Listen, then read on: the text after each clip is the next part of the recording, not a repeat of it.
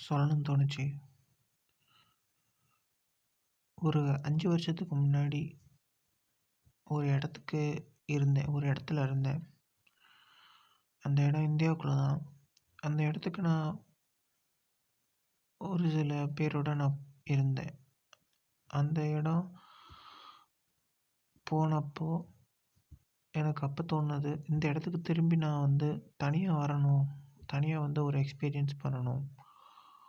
இப்போ எடுத்துக்காட்டுக்கு எப்படின்னா அந்த அந்த இந்த பைக் ரைடர்ஸ் சொல்கிறாங்கல்ல, அவங்கள மாதிரி ஒரு கையில் க்ளவுஸு, ஹெல்மெட்டு, ஒரு பைக்கு, அது மாதிரி ஒரு ரைடு போய் அந்த இடத்துக்கு நான் தனியாக போய் ஒரு எக்ஸ்பீரியன்ஸ்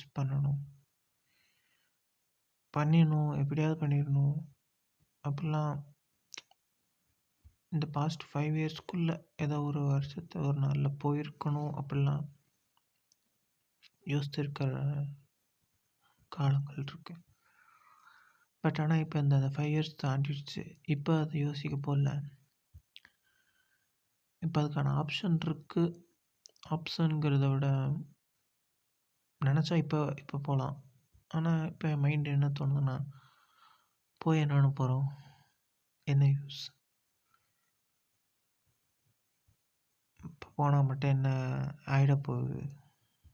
உண்மையாமே அது நிம்மதி கிடைக்குமா?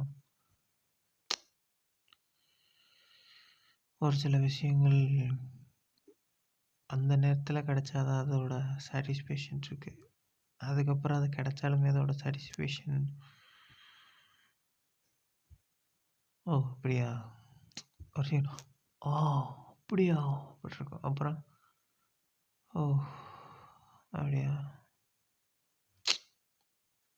இப்போ இந்த இதுக்கு அந்த இதெல்லாம் மெச்சூரிட்டின்னு சொல்கிறதா, இல்லை வாழ்க்கையை நம்ம கற்றுக் கொடுக்குற ஒரு நிலைப்பாடா அப்படின்னு தெரில. சொல்லணும்னு தோணுச்சு.